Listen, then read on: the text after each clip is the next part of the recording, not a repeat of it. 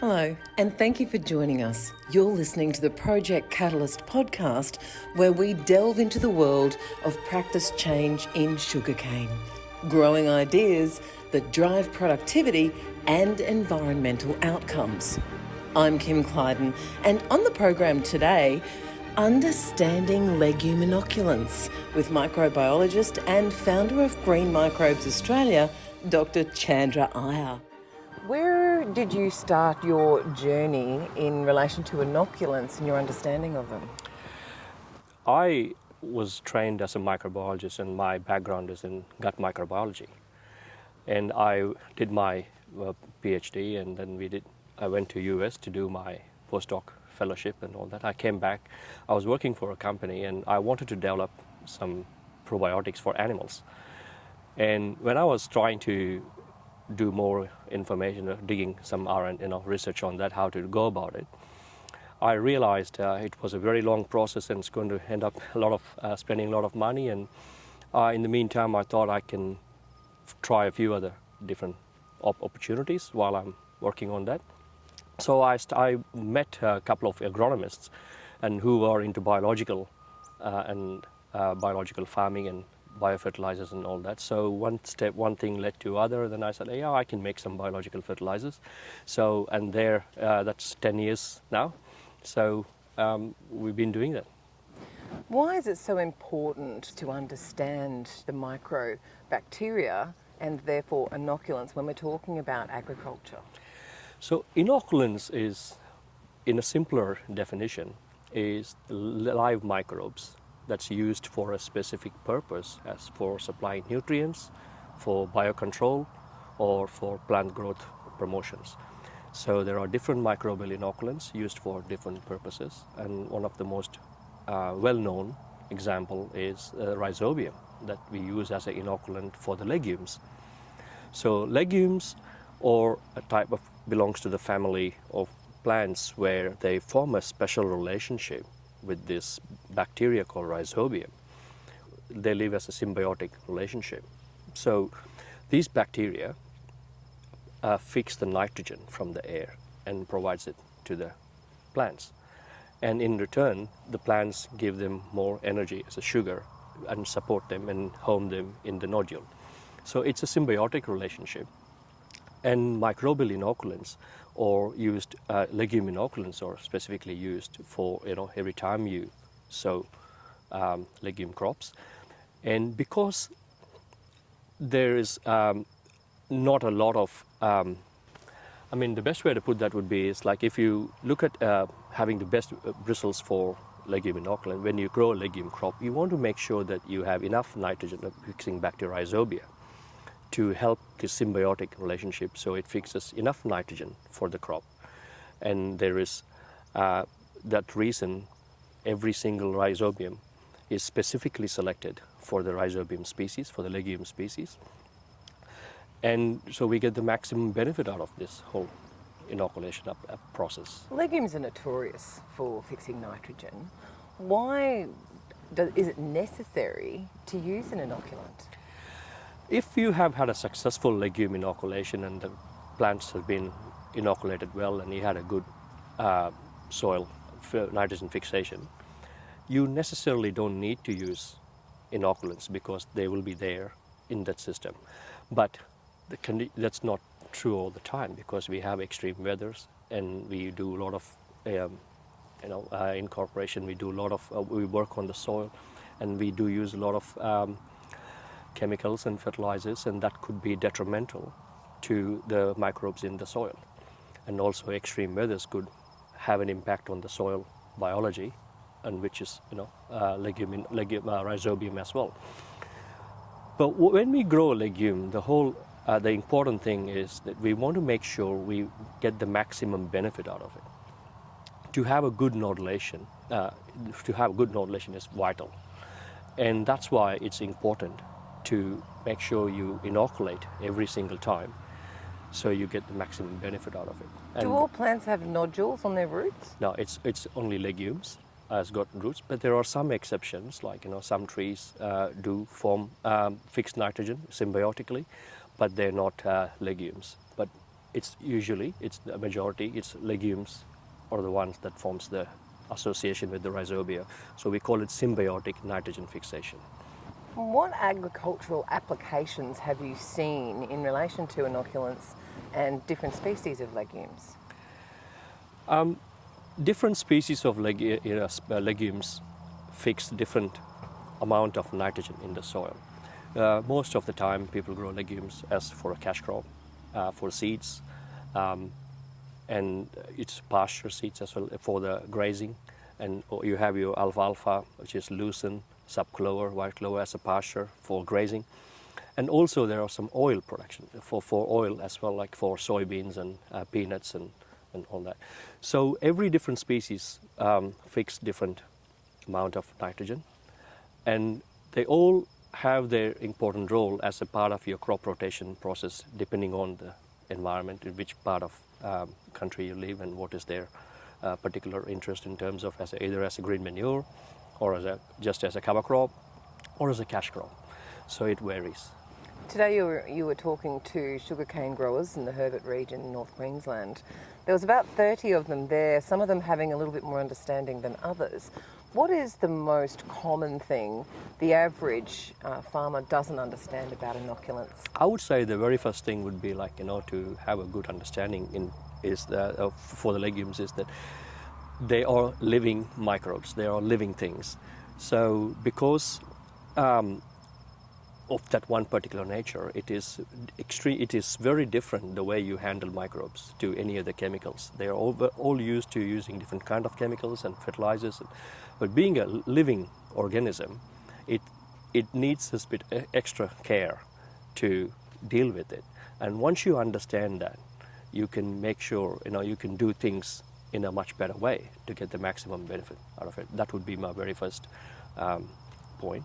And second thing is, it's with a lot of technology developments, there are different ways of application of these inoculants, and that's another reason which is now getting a bit more obvious and popular. So that's helping the farmers to make the most out of using the inoculants for maximum benefit. What are some of the ways people would be used to using inoculant, and what are some of the most recent developments? So seed treatment using the peat inoculant is the most common and still the most widely used form of application of legume inoculants. Liquid injection is the other one. It's getting more popular. And there are other forms like granular inoculant is under the newer version which is coming, and especially mostly in lupins and for WA and fava beans and lentils in South Australia and Victoria. So there are three different forms, but if you have to rank it, I would still say peat is the most common form of inoculant, followed by liquid injection, either as a liquid product or the freeze-dried inoculants, and then the granules.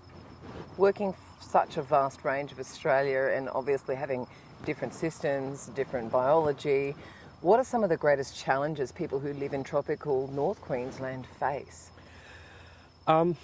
Every single region is different.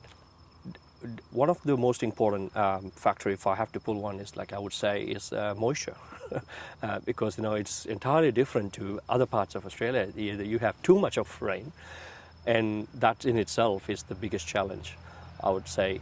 Otherwise, it is pretty much very similar in terms of use of legume inoculants and application process, and everything else is very similar. It's just that it's an excessive amount of moisture and rainfall is the one difference you would see.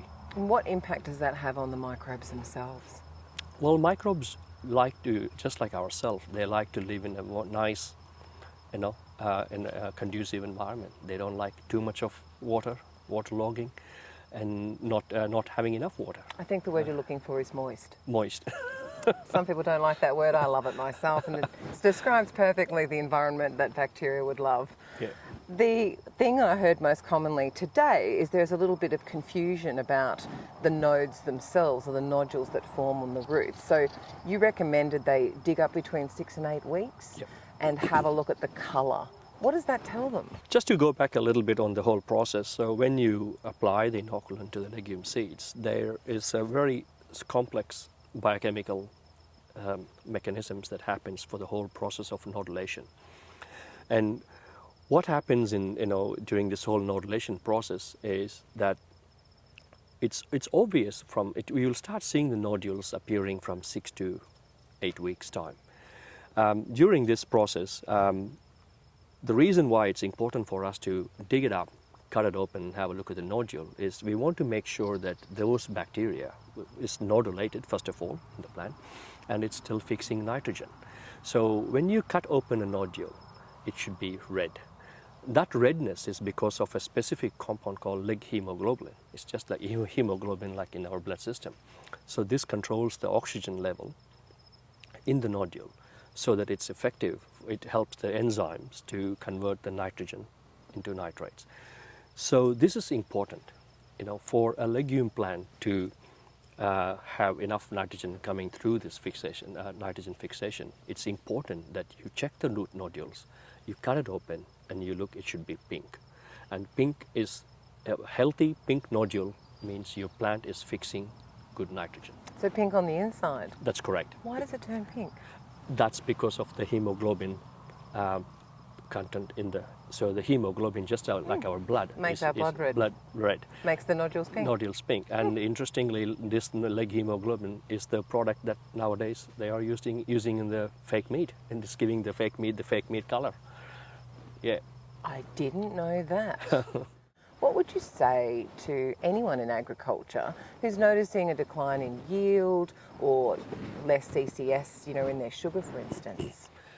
Crop rotation is good in any form of any part of agricultural systems. And especially with all the prices that's going through the roof with the chemicals and other fertilizers and herbicides. There is an important challenge right now for us to able to maximize our productivity and improve the crop health and soil health by ways that we can manage it in a sustainable way. And that's where the legumes fits in really well. It not only helps in breaking down the disease, and it's as a crop rotation, and it puts in more nitrogen into the soil. And not only that, it brings, like for example, as a part of these cover crops and rotations, if you bring in a few different species of plants, they help in recycling a lot of phosphorus and sulfur and trace elements.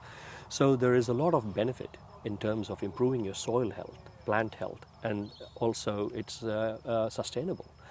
So when you grow legumes as a cash crop, it's important that you maximize the productivity by using inoculants and getting the more benefits in terms of acquiring nitrogen for free. Legumes itself, it's a growing market in legumes, not only for human consumptions, but for animal consumptions, also for oils and other forms of even like grazing management and all that is very important to have legumes. Legumes plays an important role. Yeah. You're a microbiologist who started in gut health. What's the connection between soil health and the microbes you're studying now that benefit fixing nitrogen in legumes and the human gut itself and the bacteria that live in there? Yeah, I call it I've got a funny word for it. I call it twin strangers. So soil and gut are like twins. It's if you look at the plant, if you pull a plant out and then you can look at the roots, it's like inside out gut. And there is millions and millions of microbes in the soil, and so is your gut. You have more, interestingly, if you look at it, we have more bacteria and microbes in our body compared to human cells. So in a way, we are more microbes. And it's the same thing, if you look in the soil, there is more microbes in a gram of soil, then there's more diversity of species of microbes or even living things in a gram of soil than anywhere else in the planet. So it's interesting to see the similarities between the gut and the soil. And you eat healthy food coming from good soil, it's beneficial for your health. And the same thing, like when you have healthy food, you're healthy, and when you grow healthy plants, the soil is healthy. So I see them both as twin strangers. How much do we know about the bacteria in the soil and in our guts? I mean, have we mapped all of them? Not quite, but we are getting there. Like we have come heaps and bounds in the past 10, 20 years. We've learned so much in terms of the microbiome of soil and gut and, and plants and humans. And we have learned a lot. And it is one of the rapidly growing area. And we are finding lots and lots of interesting and fascinating things in terms of... You develop products as far as the inoculants go. So how do you grow microbes? What's the process behind the scenes? Well, to put it in a very simple nutshell, it's the same as making beer. Yogurt maybe? Culturing yogurt? Yogurting may be a little bit different, but it's more like, Fermenting. So you have, little flasks and you grow them in a selective media, and then you have big vats and you grow them they just like us, they like sugar and salt and proteins, and you grow them at the right temperature, the right pH, with the right concentration of the nutrients, and you grow, and it grows. And all you need to do is to make sure you grow only what you want to grow. You don't want to get it contaminated with. Well, considering how fragile the bacteria sound, what do most people in agriculture get wrong when, because we're living here in 35, 39 degree temperatures most days. How long do they have to use the product to make sure it's viable in the soil? Right. So when you treat the seeds with a legume inoculant, the important thing is for the maximum benefit, you would want to get it in the soil as soon as possible. It's the drying on the seed that kills the bacteria. So the sooner you go, it's much better for the success of the process. The rule of thumb is around 6 to 8 hours after you treat the seeds, you should get it in. But definitely before 24 hours. If you did not get the chance to inoculate, after inoculation, sow it within 24 hours, we recommend to re-inoculate and go again. So in this type of climate, is that better to do during the day or at night? That again, preferably at night time in the cooler times, but sometimes it's a little bit hard for farmers to do, so we always recommend that if it is possible, try starting a bit early in the morning or starting it a bit late at night in the evening, then you can go all the way. And that's where things like doubling the rate of the inoculant comes in handy, just to make sure that there is enough rhizobia that could survive the whole process in the suboptimal conditions. It's not just one thing that's important. It's a lot of things coming together. So you got to fundamentally address your soil constraints, like your compaction and waterlogging and calcium and acid soil. So given all that, they're all important processes that needs to be considered. The other two things in terms of nutritional requirements is the phosphorus and the trace elements like molybdenum. So moly is very, very vital for the nodules to be formed. And the other things are like you said before, it's the moisture. Too much, too little is not good. The same, the temperature, if it's too hot and too dry, it is not going to be very helpful, conducive for the nodulation. So there is a lot of factors that do, as long as you make sure you do the right inoculation process, application is right, and you take all the due cares when you apply the inoculants, you address all your soil constraints, and then you go apply to the seeds, and once it's treated, go straight away within 6 to 8 hours for the maximum nodulation. And then you make sure you look at your moly. If your soil is deficient in molybdenum, you can apply molybdenum and address all the trace element issues. So it's a lot of things that comes together to make sure you have a good nodulation process. It can sound quite complex. Do you think that puts some people off? No, not really, because anyway they are looking at all those issues as a part of growing any healthy plants. The only thing I would say is that just to apply in the application process, and you go as soon as you can, and then keep an eye on the moly and double the application if it's suboptimal conditions, and that's the only difference. You got to be extra careful. Otherwise, everything else that you do for the good nodulation is the same that applies for any general agricultural practices for a good plant establishment. It sounds like you're quite knowledgeable in this field, but how much have you learnt through just working with the agricultural systems throughout Australia? I don't think I would say I'm learning every day. When you think you learn, but there's always more. And the interesting thing is we are in one country. There is diversified farming practices, and where I come from, they don't grow grain, and that's more like chickpeas and lupins and different kind of legumes. And then you go to WA, it's different, and South Australia and Victoria is different. So you learn. I don't think in my lifetime I will just it'll be enough for me to learn everything, and you always learn something new every day. What makes you so passionate about this particular subject? Look, I love doing what I do. And when you love something and you do it well, and that's simple. Thank you very much for your time today. Thank you very much, Kim. Appreciate that. Thank you for joining Dr. Chandra Iyer and myself, Kim Kleidon, to explore the symbiotic relationships of microbes and plants.